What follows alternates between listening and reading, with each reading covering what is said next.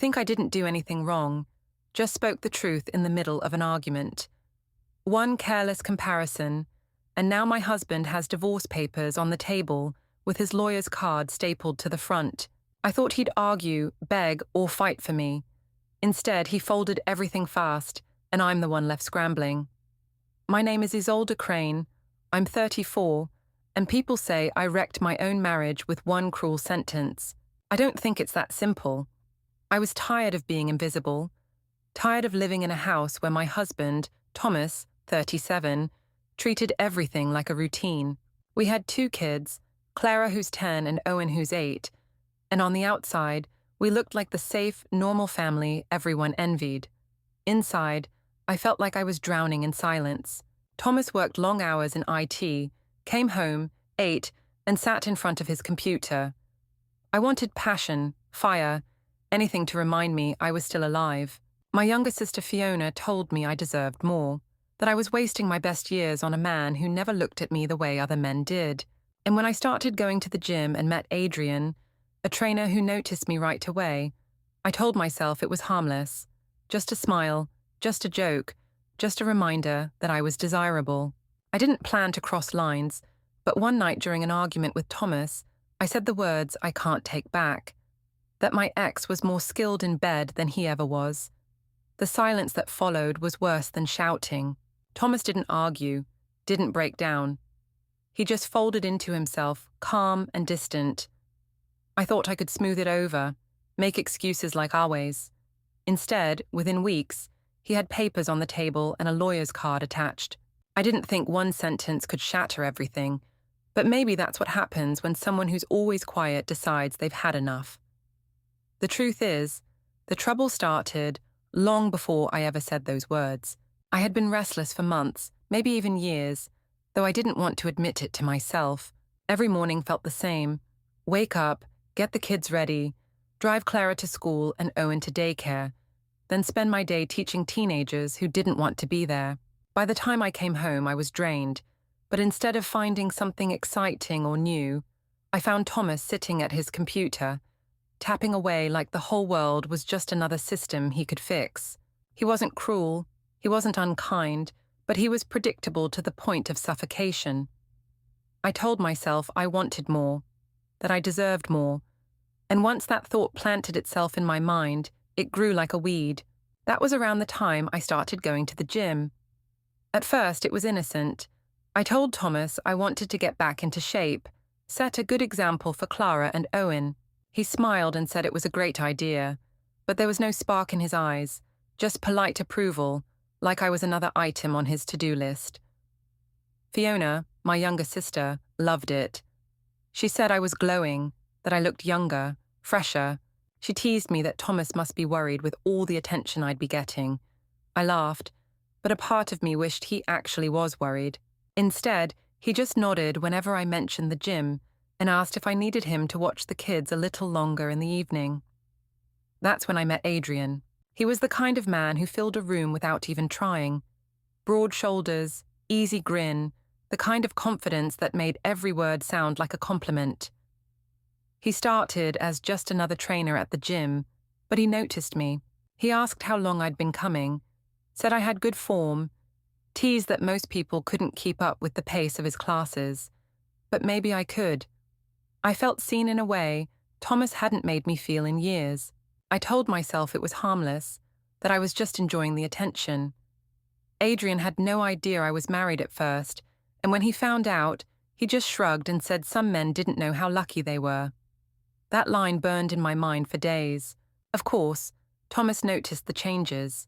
He asked why I suddenly needed new leggings, why I was buying expensive protein powders, why my evenings kept stretching later and later. I told him he was paranoid, that he should be happy I was taking care of myself. When he asked if someone else was pushing me into this routine, I laughed and said he was ridiculous, that maybe he should stop worrying and join me at the gym. He shook his head and said he was glad I was happy, but I could tell he wasn't. And instead of appreciating his calmness, I used it against him. I said he was being insecure, that real men supported their wives no matter what.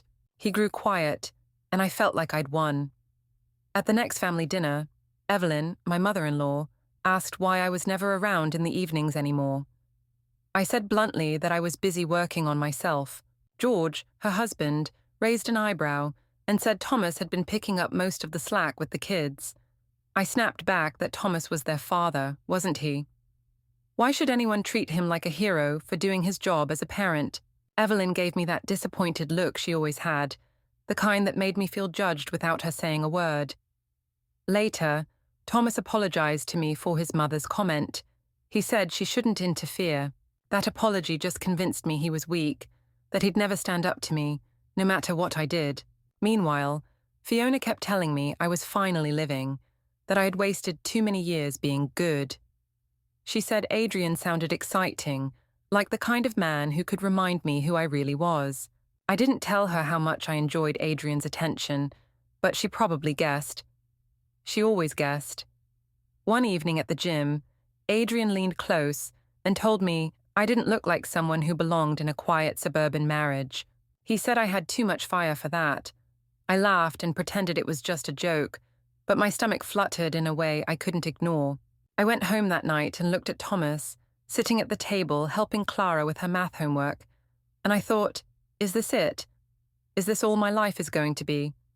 The cliffhanger came a few nights later. Thomas asked me gently if I was happy, if I felt our marriage was still strong. I rolled my eyes and told him he worried too much, that maybe if he spent less time at his computer and more time noticing me, I wouldn't need to find joy anywhere else. His face tightened, but he didn't fight back. He just sat there in silence, and that silence made me feel powerful, like I held all the cards. What I didn't realize then was that he was already retreating into himself, already beginning to plan the steps that would undo me. The dinner with our friends was where I first started pushing the boundaries in public, and I still told myself it was harmless. We were at a little Italian place downtown, the kind with dim lights and bottles of wine on every table. Thomas sat next to me, quiet as usual, listening more than talking. That was his way, but I was restless, and I wanted to be noticed. One of my friends joked about how often I'd been at the gym lately, asking if I had a secret trainer keeping me motivated. I smirked and said maybe I did. Everyone laughed, but Thomas didn't. He gave me that long, tired look, the one that said he was hurt but wouldn't say it out loud. I hated that look. I wanted him to snap, to fight, to show me he cared. Instead, he just sat there, and I turned his silence into weakness in my mind. I leaned back in my chair and teased him in front of everyone, saying he should be grateful I was still loyal, even though other men were paying attention. The table erupted with laughter, but it wasn't warm laughter. Some of my friends glanced at him uncomfortably. He just nodded, like he accepted it, and kept eating. That made me even bolder. I told them Thomas was too serious, too boring, that sometimes I wondered how we even ended up together. My sister Fiona, who came along that night, jumped in to defend me, saying I deserved someone who could match my energy. That gave me cover, and I ran with it. Later, in the car, Thomas asked me quietly if I really thought he was boring. I said he was imagining things, that it was just a joke. He said it didn't feel like a joke when everyone laughed at his expense. I shot back that maybe if he had more personality, there wouldn't be anything to laugh about. He didn't respond. He just drove the rest of the way in silence. I told myself he was sulking, that he should grow a backbone. But deep down, I knew I had crossed a line. At home, the tension was thick. Clara asked me why Daddy seemed sad. Owen clung to Thomas's side, refusing to sit with me on the couch. I tried to brush it off, telling Clara her dad was just tired from work, but she gave me a look far too knowing for a 10-year-old. That look scared me more than Thomas's silence. Kids see more than we think, and mine were starting to see the cracks. Evelyn, my mother-in-law, called me the next day. She asked straight out if I had any respect left for her son. She said humiliating him in front of others was cruel. I snapped back that she always hated me, that she thought no one was ever good enough for her perfect Thomas. She didn't yell. She just said he deserved better than the way I was treating him. I hung up, shaking with anger, but a part of me knew she was right. I just couldn't admit it. Fiona, of course, took my side. She said Thomas was acting like a martyr, that men always played the victim when women decided to have a little fun. She told me I was glowing, that I looked happier than I had in years, and that meant something. She said Adrian noticing me was proof I still had value outside my marriage. I clung to her words like they were oxygen. The next week, I went to the gym late again. Adrian was there, flashing that easy smile, making me feel like I was the only person in the room. When he asked if my husband minded me being out so late, I told him Thomas didn't even notice anymore. He shook his head and said Thomas was blind, that most men would kill for a woman like me. That single line replayed in my head over and over, feeding the fire I had started myself. At home, Thomas grew quieter. He still did everything. Helped Clara with homework, read to Owen, paid the bills. But around me, he was a ghost. I should have been worried, but instead I convinced myself it meant he didn't care, that he wasn't strong enough to fight for me. I started to believe my own excuses, the stories I told Fiona, the lies I whispered to myself late at night. The cliffhanger came during another night out with friends. Someone teased me again about how I kept talking about the gym, and I smirked, saying maybe I liked having someone notice me for a change. The table went quiet for a moment before nervous laughter filled the gap. Thomas put down his fork, looked at me for a long second, and then pushed back his chair. Without a word, he stood and left the restaurant. I laughed it off to the table, saying he was just being dramatic. But inside, a shiver ran through me. I had wanted him to fight for me, but instead he walked away. And that silence was far more dangerous than any argument. After that night when Thomas walked out of the restaurant, things in the house shifted in ways I didn't expect. He wasn't angry or storming around. He was just different. He stopped asking where I was going, stopped waiting for me to come home. He still took care of the kids, still kept the house running, but it was like he was walling himself off from me brick by brick. At first, I told myself this was good. I thought his distance meant I had won, that he was finally realizing he couldn't control me. But the more he pulled away, the more it unsettled me, even if I wouldn't admit it out loud. Meanwhile, I threw myself deeper into the attention Adrian gave me. He had become my escape, my proof that I was still desirable. I lingered at the gym after workouts, laughing too loudly at his jokes, soaking up every compliment like it was water in a desert. He asked once if my husband cared that I spent so much time there, and I shrugged, saying Thomas barely noticed. Adrian smirked and said Thomas must be blind. Those words thrilled me, even as I knew they were dangerous. I started texting Adrian at odd hours, little comments or jokes, things I would have hidden from Thomas if he had bothered to check. He never did, but gossip has a way of spreading. One afternoon in the school lounge, a colleague gave me a look and said people had seen me out late with my gym buddy. She said it lightly, but I could feel the judgment underneath. I brushed it off, laughing, saying it was just harmless fun.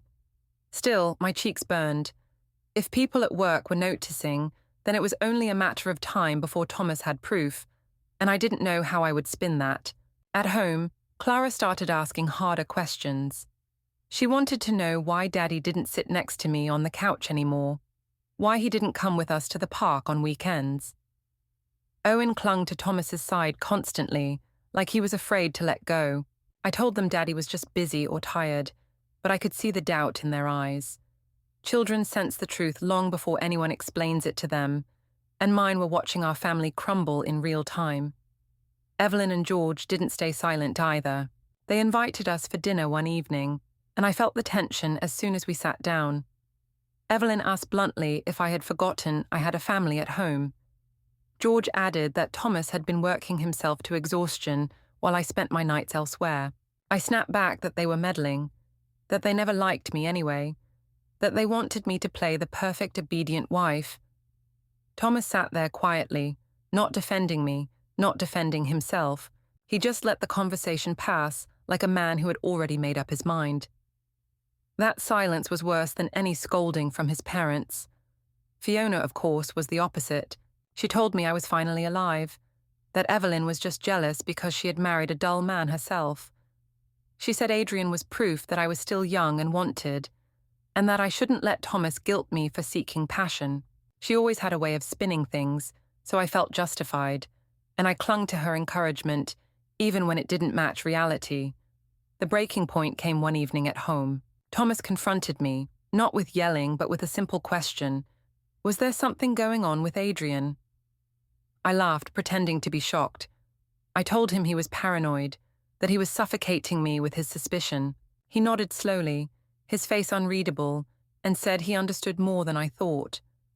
I didn't know what he meant, so I dismissed it. But later that night, during another argument, I snapped. In my frustration, I blurted out the cruelest thing I had ever said, that my ex had been better in bed than he ever was. The words hung in the air like poison. Thomas didn't yell, didn't slam the door, didn't even defend himself. He just froze, his eyes hollow, and then turned away. I expected him to rage, to demand answers, but his silence was like a wall slamming shut. I tried to backtrack, saying it was just anger, just words, but he didn't respond. He walked out of the room, and the sound of his footsteps was heavier than any fight we had ever had. The next morning, he was polite but distant, making breakfast for the kids, getting them ready for school, all without looking at me. Clara asked why he wasn't smiling. Owen refused to kiss me goodbye, and Thomas moved through it all like a man who had already made a decision. The cliffhanger came a few days later. I was at school when a colleague walked in, holding a sealed envelope. She said it had been delivered for me. I opened it right there at my desk, my hands trembling. Inside were legal separation papers with Thomas's name neatly signed at the bottom.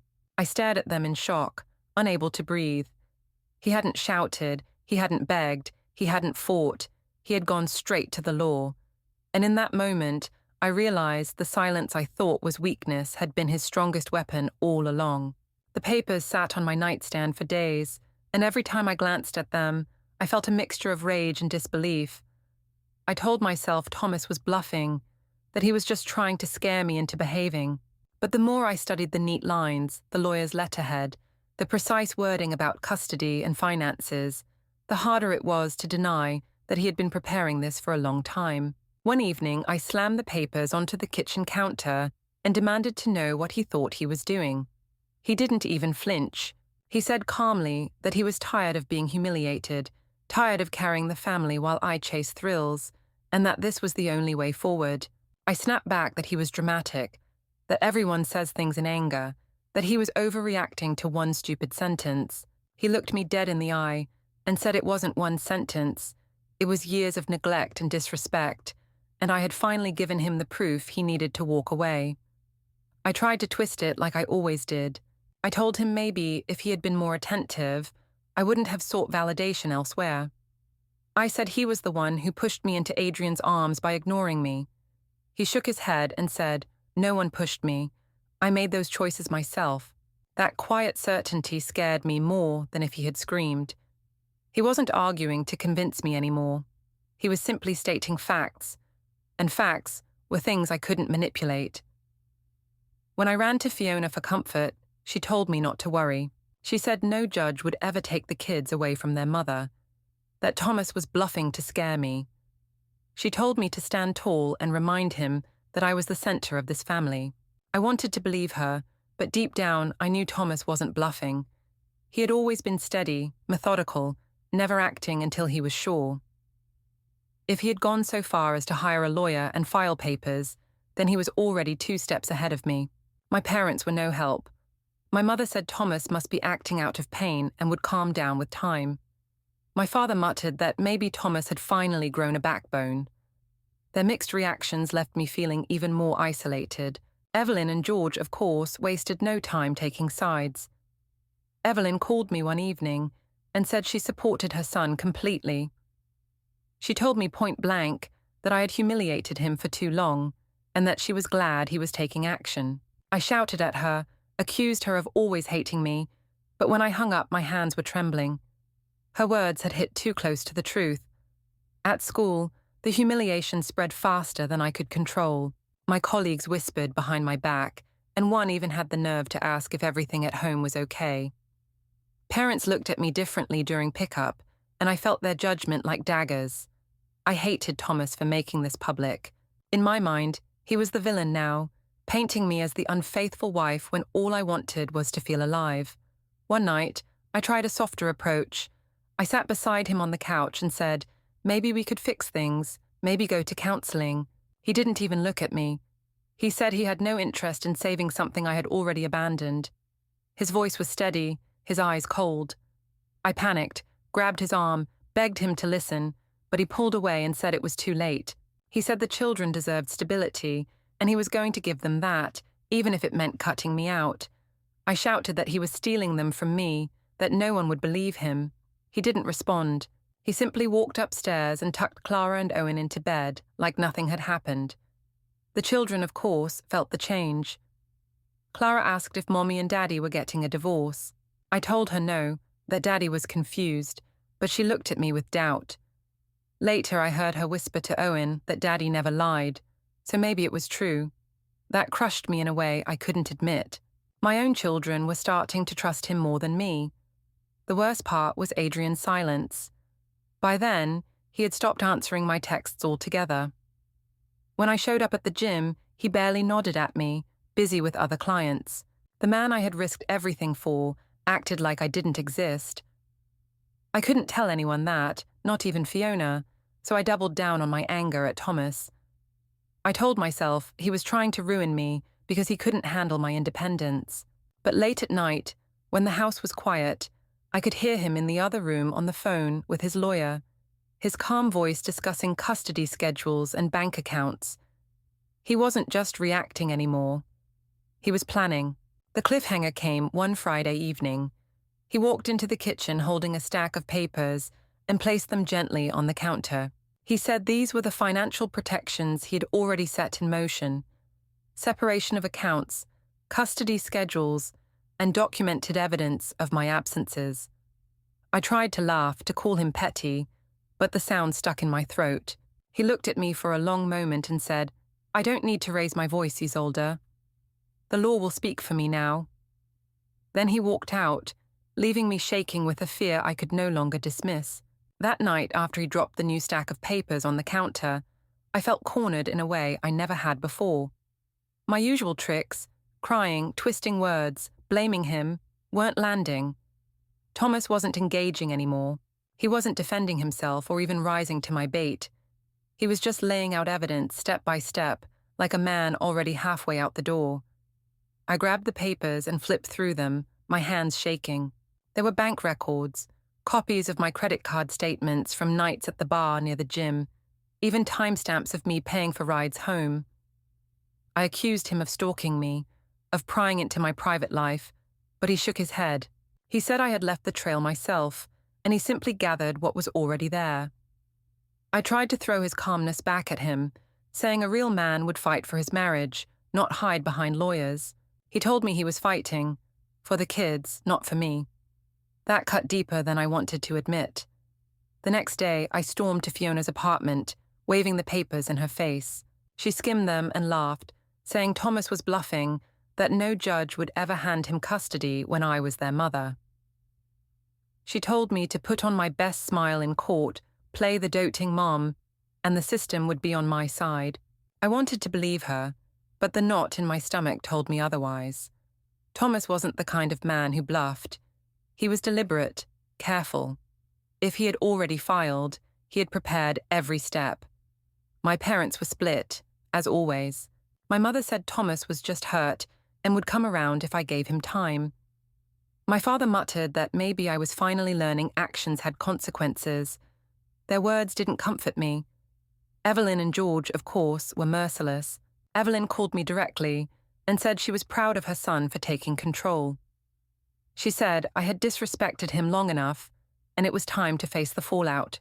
I screamed at her, calling her bitter, but when I hung up, I couldn't shake the way her voice carried conviction. At school, the whispers grew louder. I walked into the lounge one afternoon and felt the conversation stop around me. A colleague asked gently if everything was all right, and I brushed it off, saying people love to exaggerate. But I could see it in their eyes. They believed Thomas's version, not mine. I hated him for that. I told myself he was the one smearing me, making me look like the villain, when in reality, he hadn't said a word publicly. It was my behavior that had spoken for me. At home, the children pulled further away. Clara asked to stay at her friend's house more often. Owen wouldn't let go of Thomas's hand whenever we went out. I accused Thomas of turning them against me, but he said calmly that children saw more than we thought. I screamed that he was brainwashing them, but his silence told me he didn't need to. My actions had already done the work. One evening, I tried a different tactic. I broke down crying in front of him, saying I only sought attention because I felt invisible, because he hadn't made me feel wanted in years. I told him he was killing our family by being so cold. He listened, but there was no sympathy in his eyes. He said I had already killed the family the moment I told him my ex was better than he was. He said those words couldn't be undone, and no amount of crying would erase them. His calmness was unbearable. I wished he would shout, slam a door, anything but that steady voice that made me feel small. I knew then he wasn't bluffing. He had shifted into a man I didn't recognize, measured, unshakable, ready to fight with the law instead of emotion. Fiona urged me to fight dirty, to dig up any flaw I could use against him. But I had nothing. Thomas's life was clean, steady job, steady parenting, steady character. Against him, my late nights and cruel words were mountains I couldn't climb. The cliffhanger came a week later. He called a meeting in the kitchen after the kids were asleep and handed me another set of documents. This time, they weren't drafts. They were filed motions for temporary custody. He explained calmly that until the court date, the children would spend the majority of their time with him, with structured visitation for me. He laid out a calendar with color-coded blocks, every detail already in place. I lunged at him, begging him not to do this, saying the children needed their mother. He looked at me without flinching and said the children needed stability, and I hadn't provided it. Then he left me standing in the kitchen, clutching papers that made it clear my world was no longer mine to control. The courthouse was colder than I imagined, not just in temperature but in atmosphere. Everything was clinical, organized, unforgiving. I arrived dressed in my best skirt and blouse, determined to look like the perfect mother. My heart pounded as I spotted Thomas across the room. He sat calmly beside his lawyer, his back straight, his eyes fixed on the paperwork in front of him. He didn't look at me once, not even when I sat down across the aisle. That cut deeper than any glare would have. His silence made me feel invisible. When the session began, his lawyer spoke first, presenting evidence in neat, undeniable order. There were credit card statements showing late-night charges at bars near the gym, rideshare receipts at odd hours, even screenshots of messages I had sent Adrian. My stomach twisted as I realized how much he had gathered. He hadn't needed to yell or accuse me. He had built a file so thick the judge barely had to ask questions. I tried to lean toward my lawyer, whispering that some of it was taken out of context, but she squeezed my arm and told me to stay quiet. My voice felt stolen from me. When it was my turn, I tried to explain. I said, marriages go through rough times, that I had just wanted to feel seen, that Thomas was cold and unromantic. I insisted none of that made me a bad mother.